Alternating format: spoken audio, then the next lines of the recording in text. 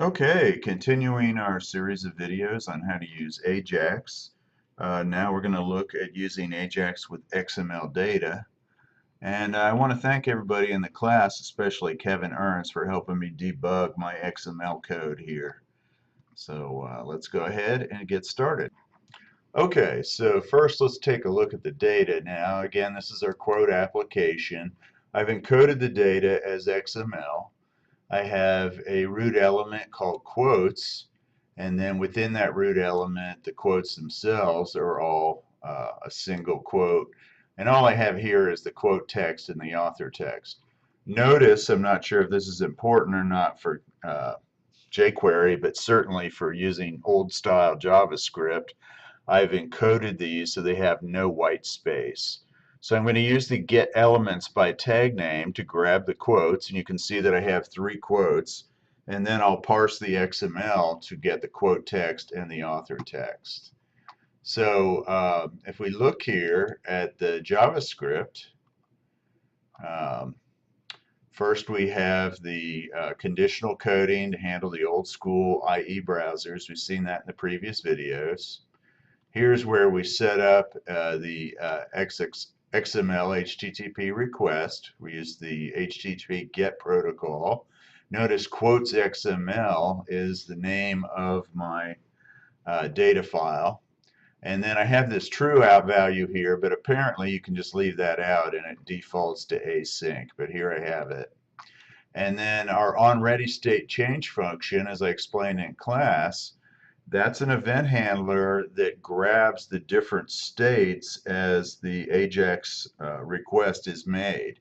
And so what we're looking for is a ready state of 4, which means that the request is completed, and a status of 200, which is an HTTP status, which indicates that the file was found and the data was returned by the server.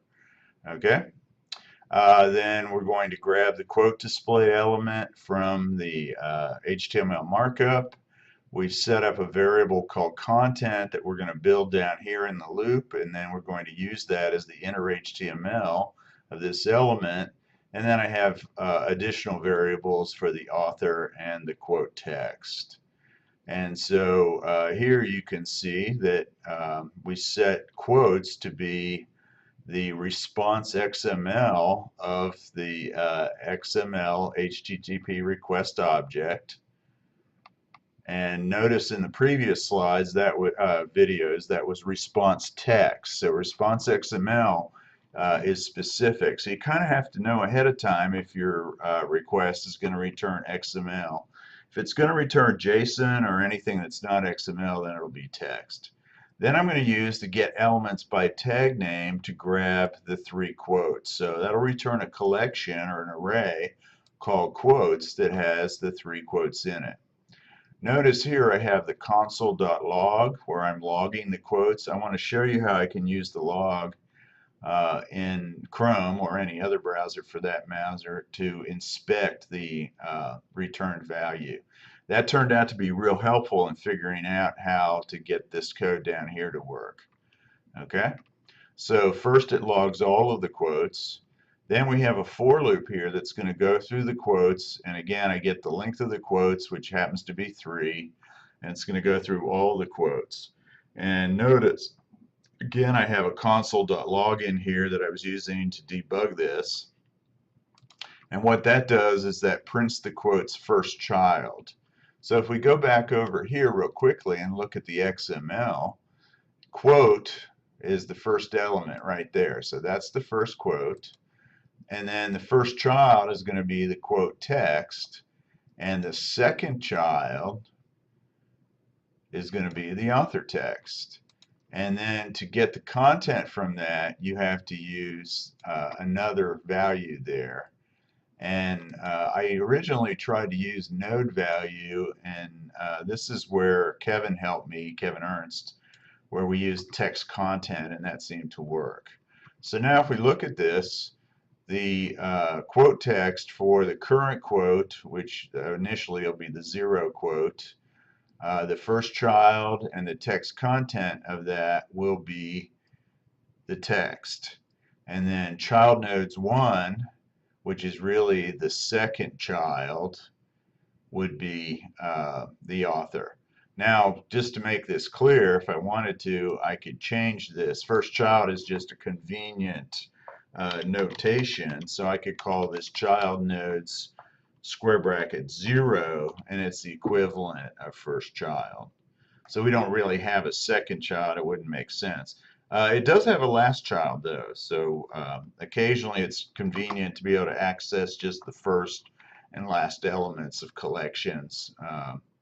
And that kind of supports using the stack and queue data structures with these, which you might be familiar with.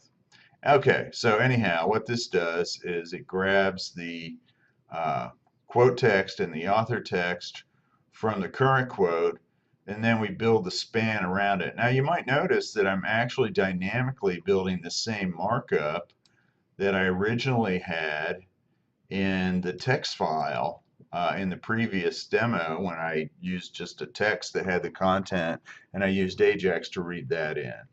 Okay?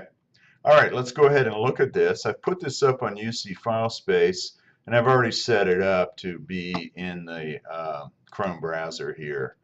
And I've already turned on the developer tools, so we're looking here at the, you can see tools, and then developer tools. That's how you get that. So I've already opened that up.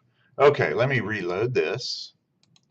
Again, it generates the 3 quotes. Notice the style sheet is as before is working. And then if we come down here, here the first element in the console is where I wrote the entire quote out. So notice that it shows an array with 3 quotes. Okay. So 0, 1, and 2. You can go through here, open this up all the way, and eventually you'll get to the markup. Okay, so you can see that there's the markup there. So this is the first quote. Homer says dough. Okay. All right, let's shrink that back. And then here in the loop, I write the individual quote text out. So remember, this was the first child. So there you go. You can see that it's giving me that. So one of the things that Kevin helped me with here is you can use the console to kind of debug things. And it's possible to set a breakpoint up in the code, and then when the code halts, you can type in expressions right here. And that's very useful for debugging things here. So let's just try a little experiment. I don't know if this will work or not, but how about quote square bracket 0, first child dot, what did I call that? Text value. Oops, I always forget. So short-term memory strikes again. Text content. Okay. So text content. Oops, quotes is not defined. Interesting. Let's see.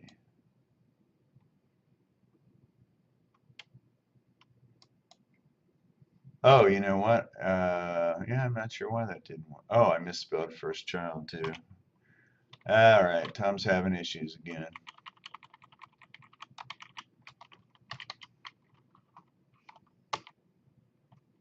Quotes is not defined. I'm not really sure why it's doing that, to be honest, because let's see.